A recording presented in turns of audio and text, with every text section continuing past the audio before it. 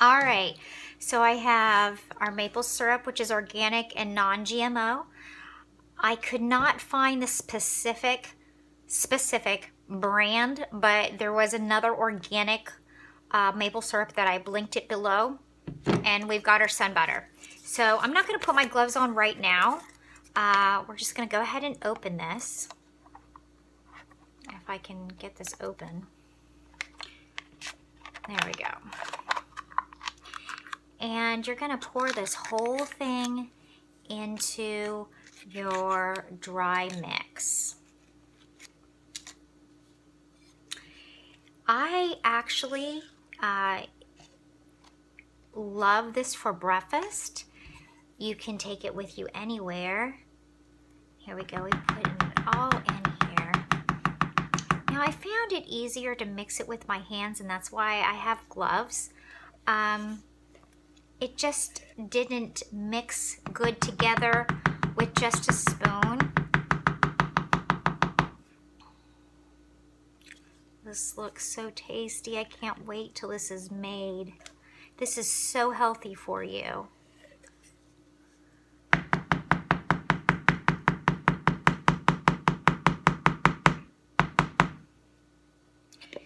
And the one cup of maple syrup seems like a lot. The first time I experimented with this, I probably put a fourth of a cup. I'm gonna have to use another spatula here to try to get all this out. It's just not coming out of here. So bear with me. Trying to get all the rest of this out of this can. All right, I'm not gonna be able to get the rest of it out, I don't think. What I did was I normally put my sun butters in the refrigerator, and then it kind of tends to be harder. So I left this one out, but I think it was still, the bottom is a little bit hard still. So go ahead and see if I can get, yeah. I thought it thawed all the way out. It feels like it has, but maybe it's just me. But yeah, I got it pretty well cleaned out. So do the best you can. Get all of it out of there. This tends to start getting messy a little bit. All right, so I'm gonna go ahead and now do, I'm only gonna do, I put on the recipe a cup. Now a cup, when you cut them in half, the squares are not sweet at all. You would think with the amount of maple syrup that we're putting in, it would be. I'm gonna spot this to a half because my body's a little bit sensitive to sugar, and I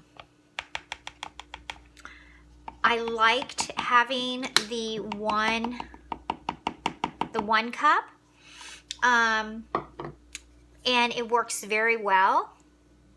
So I'm just gonna open this up so it can drain in there to the bottom. You see how I did that?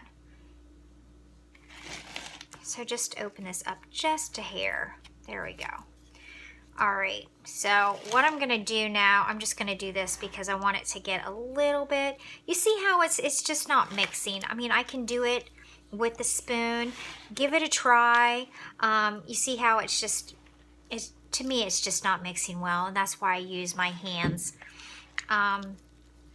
You don't have to use gloves. I like gloves because even though you cut down your fingernails, and I scrub underneath my fingernails every time I wash, you don't know what's underneath your fingernails. So I don't, even though my hands are clean, I don't want to be in my food. I'm particular about that. So to each his own. I'll have a link of the gloves below. I am going to double up on gloves, and the only reason why I'm doing that is because I noticed last time my fingernails actually were a little bit longer too. Broke through the glove, and I did not like that. That bothered me. And not because I got the mixture all under my fingernails,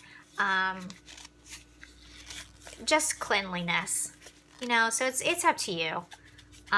Whatever you prefer or however you bake, you know, people have their own preferences. And for me, I want to not have, rather use gloves. Okay, so I'm putting on my second pair and we're gonna mix this thing. And before I go ahead and mix this, I'm going to go ahead and show you what container that I'm going to put it in. Now, I was gonna use cupcake trays, and you can do that too, or you can put it in the ice cube trays. You can do whatever you want. I use actually a pan. What is this? This is a bread pan. It's about 1.5 inches. You want to line it with parchment paper, okay? It doesn't have to fit in there tight. You're just going to dump it in there. So I've got this prepared. So have that prepared before you stick your fingers in here. This is parchment paper that I got. I have not this exact type of parchment paper, but I have a link below. I got this through Amazon Now. It's their brand. It's Whole Foods brand 365, and it's non-blanched. So let me go ahead and try to get as much of this stuff off of here. And I do not have any place to put my utensils here. So what I'm going to do is just leave them in here like so. And let's get ready. We're just going to take our hands and get in here.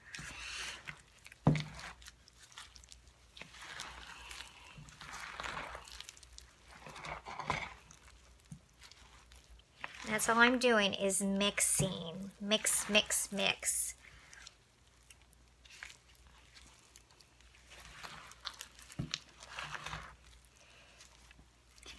And then after we mix it and we put it in the container, whatever you wish, and you can use a ice cream scooper and scoop it and make it into little balls. You can do anything with this.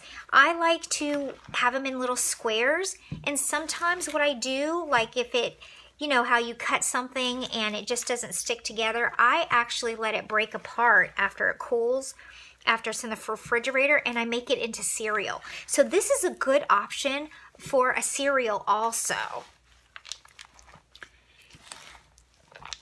You're thinking, how is this going to be a cereal? Well, when it's you can either do one or two ways. I just dropped some on my lap. You can keep the dry ingredients dry and just add the peanut butter. You don't have to add the sugar or the sweetener, but that's up to you. Now you see it's starting to form. We're really getting in there, getting the bottom part out there. It still has some dry portions on the bottom. I'm actually sitting down instead of standing up, so it's kind of a little bit of a challenge for me to kind of really reach in here at the bottom of the bowl. The seat I'm sitting in is a little bit low, but as you can see, it's starting to form. You know, you can make, these can be even cookies. You can form them into little balls, you know, and have them as protein balls, you know, like so. I'm getting it all over the place here now. So I'm still trying to get all this in here. So you're just going to continuously do this until it's all mixed together.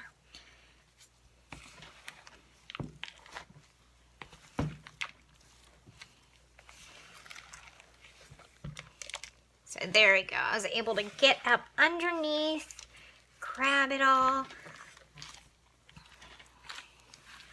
Even though this is a pretty big mix, even though I put 1 cup of those mini chocolate chips, I would actually only get one in a bite. One or two, actually. There wasn't a lot. There's really not a lot in here as you're mixing it. That seemed like a lot, but it gives it a tiny bit of chocolate flavor, which if you don't like chocolates, you can use something else. You know, you can do chocolate-covered raisins. That would be a good idea, using some chocolate-covered raisins, too. So, okay, I think I got it all mixed together. It is a little bit loose at the bottom. So what I'm gonna do now, all right, so this is fell on over there. Okay. All right, so now that I've got it pretty well mixed together, you're gonna grab your mixture here, okay? So now we've got our mix, and there we go. It broke through two of them. That really bothers me. It broke through two of them. Even though I'm the only one eating this, and I have washed my hands, as you can tell, it broke through. So it is up to you if whatever you want to do. But I'm going to go ahead and pour this in here now. And it's really not pouring, you're just kind of transferring it over. And it's kind of breaking apart. It's not so... Now you're thinking, oh, how's it going to stay together? It does stay together. So now that I'm able to I'm going to mix this up a little bit more, because I'm noticing that it just needs to be mixed more.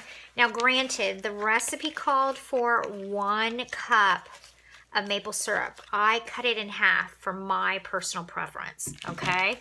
So it's actually not going to be broken up like this as much. Oh, actually at all. And I kind of like it this way. So play with it, you know. Do the first one, and if you think that you want less syrup, then put less in there. You know, it's what you'd like. So you see how it's kind of crumbly, which I kind of like that. I take the crumbles and I put almond milk in it. And it reminds me of I can't remember that cereal. But all you're going to do now, since we are all done here, we've got it all in here, we're going to pack it tight. So I just pack it as far as I can get it in here.